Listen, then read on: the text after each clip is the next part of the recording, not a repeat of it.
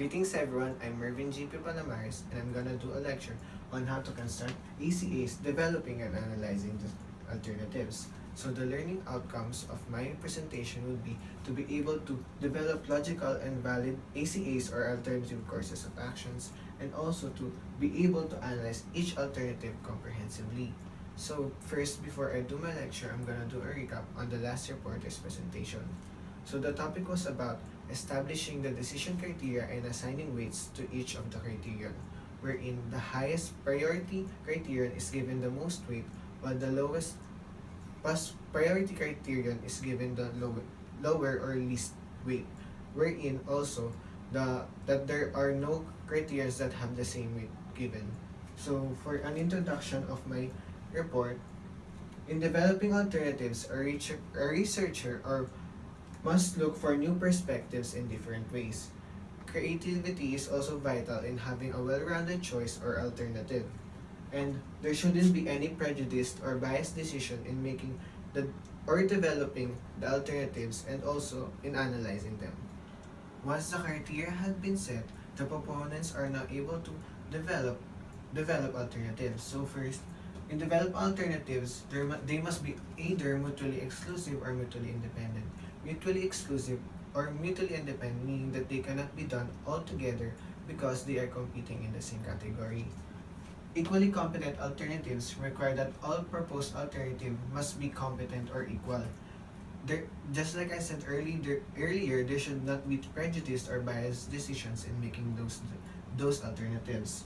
No alternative courses of action must be developed solely being superior to the others or inferior to the other. In developing alternatives, here I have two important points in making them. So first, all the alternatives must have outcomes that will be measurable to the set decision criteria. So if it is not measurable by the set decision criteria, it is either the set decision criteria is wrong or the alternatives cannot solve the problem. In order to fix that, you either have to make a new alternative or you make a new set of decision criteria. So important point number 2. Do not develop an alternative course of action or ACA which you have been predetermined to be your chosen ACAs. So it means that you have not to be in favor of one of your ACAs.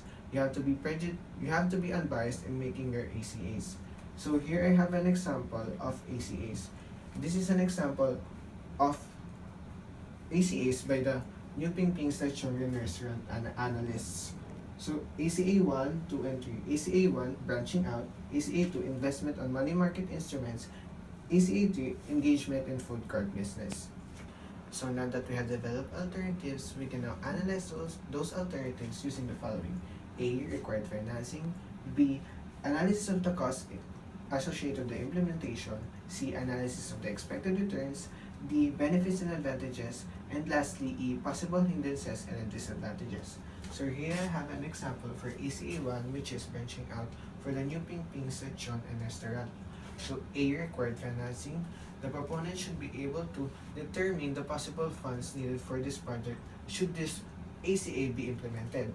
So next is B, analysis of the costs associated with the implementation. Here we have a list of expenses which could be incurred if this project or this ACA would be used. So the next step in analyzing an alternative is C, analysis of the expected returns. Here, the proponent should be able to determine the possible increase in profit or the possible increase in return for the said ACA.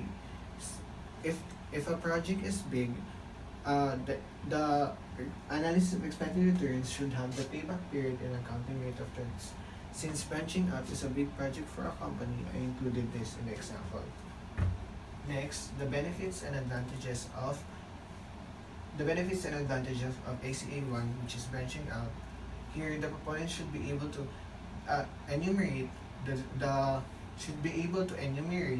non-monetary benefits of implementing the ACA.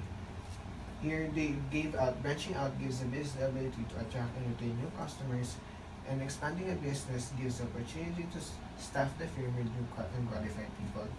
So lastly, E, possible hindrances and disadvantages. Here, the proponent should be able to determine the possible hindrances or disadvantages before, during, and after the implementation of the said ACA. So, the possible risks and disadvantages of ACA 1, delay in proposed opening of the new branch, and possible competition from a larger entity. To sum it all up, in developing and analyzing alternatives, a proponent should be non-biased and non-prejudiced in making decisions, as well as giving valid and informative data that would be benefitable for the company. That is all. Thank you.